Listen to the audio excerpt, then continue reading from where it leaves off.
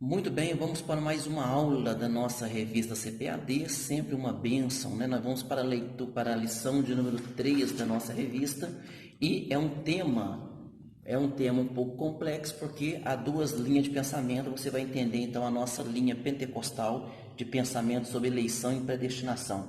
Textual se encontra em Efésios capítulo 1, verso 4 ao 5, já começa dizendo assim, ó, como também nos elegeu nele antes da fundação do mundo. Então, Deus nos elegeu em Cristo antes da fundação do mundo. Verdade prática, segundo a sua presciência, Deus elegeu e predestinou para a salvação os que creriam e perseverariam na fé em Jesus Cristo. Tá ok? A nossa leitura bíblica em classe se encontra em Efésios capítulo 1, do versículo 4 ao 12, e a introdução diz: a eleição e a predestinação são termos importantes na compreensão da doutrina da salvação. Tópico de número 1. Eleitos para uma vida santa e irrepreensível. Primeiro item aqui, a eleição divina. Eleição traz a ideia de escolha. Paulo menciona 3 aspectos dessa escolha. São 3 aspectos mencionados por Paulo em Efésios dessa escolha de Deus. Vamos lá. Primeiro aspecto, em quem fomos escolhidos? Em Jesus. Por isso, a escolha é cristocêntrica. Mais 2, em que tempo se deu essa escolha? Então, quando foi que Deus fez essa escolha? O tempo é dito como antes da fundação do mundo. Então, antes da fundação do mundo, Deus já fez a sua escolha. Essa escolha não significa que cada um está marcado, que vai para o céu e que vai para o inferno, não. Essa escolha significa que quando Deus planejou todas as coisas, o Pai, o Filho e o Espírito Santo, então dentro do planejamento é que aqueles que seguiriam Jesus seriam então santos, tá ok? No item 3 aqui, qual a finalidade? Para que fôssemos santos e irrepreensíveis. Então, para isso Deus nos elegeu ou nos escolheu, tá certo? Donald Stamps, editor da Bíblia de Estudo Pentecostal, afirma que a eleição de pessoas ocorre somente em união com Jesus Cristo e que ninguém é eleito sem estar unido a Cristo pela fé. Então, essa eleição se dá à pessoa que ouve o Evangelho, ouviu o Evangelho, creu no Senhor Jesus Cristo, então sim, você vai fazer parte dessa escolha. Agora, Deus, na verdade, Ele chama todas as pessoas, é isso que eu tenho que ficar claro durante essa lição aqui, viu? Na primeiro tópico aqui, o item 2, as condições da eleição. A Bíblia de Estudo Pentecostal ensina que a eleição para a salvação em Cristo, ela é oferecida a todos. Então, essa eleição, Deus chamou a todos os homens. Então, a vontade de Deus é que todos os homens sejam salvos. Isso tem que ficar bem claro para cada um de nós, viu?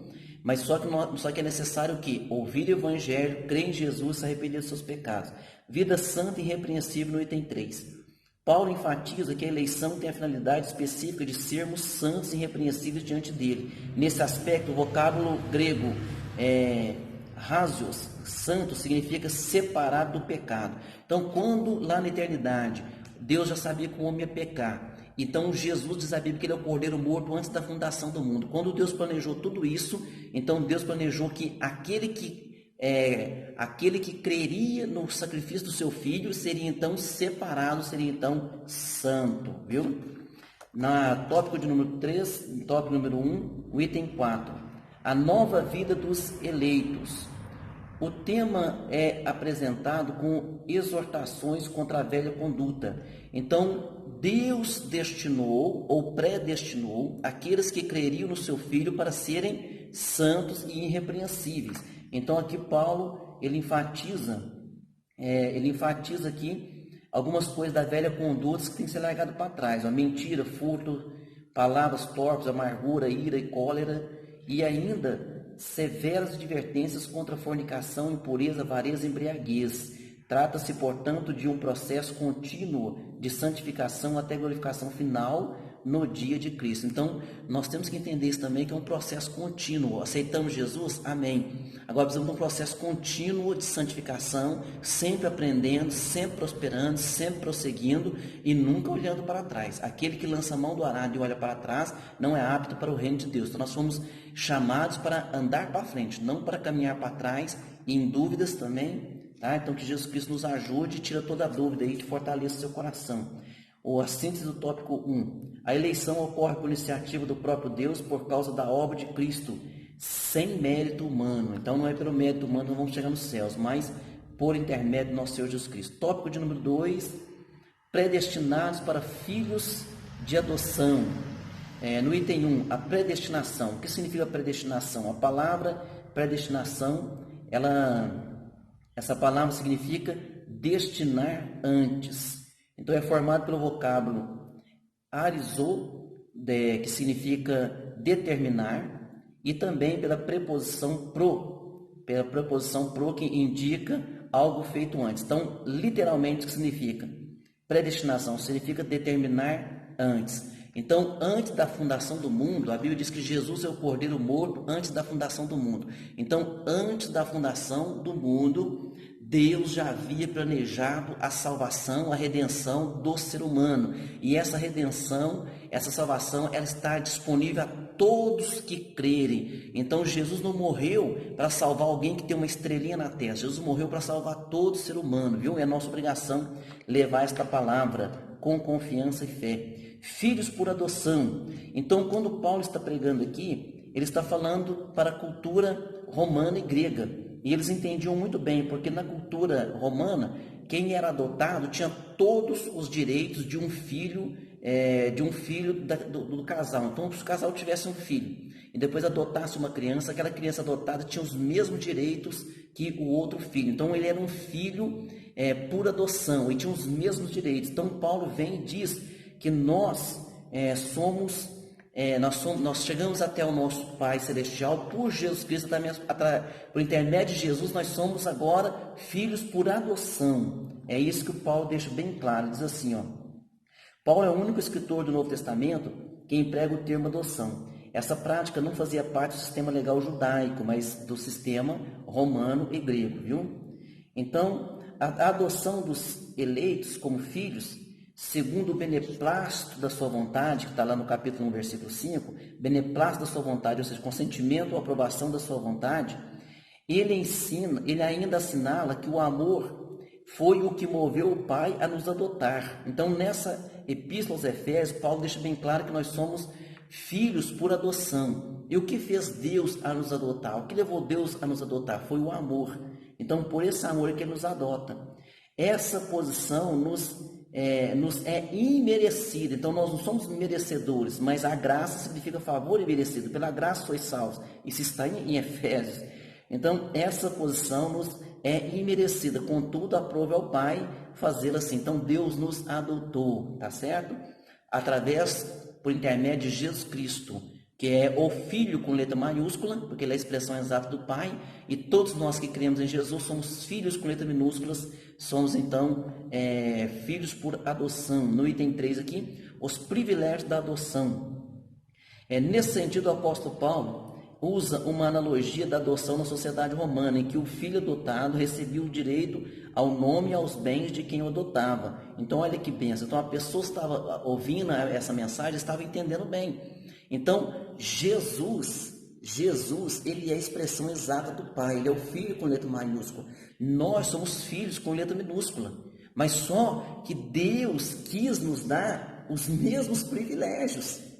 Então, Jesus falou, aquele que vencer, eu darei o privilégio de se assente comigo no meu trono, como eu venci e me assentei com meu Pai no seu trono. Olha que privilégio maravilhoso, ó. Tendo sido aceitos por Deus, fomos transformados em filhos para seu louvor e glória. A síntese do tópico 2. Em Jesus, em seus decretos eternos, Deus predestinou os eleitos em Cristo a serem filhos por adoção e herdeiros de todas as bênçãos espirituais. Aleluia! No tópico de número 3, a sublimidade do propósito divino da predestinação. Item 1, predestinação e salvação.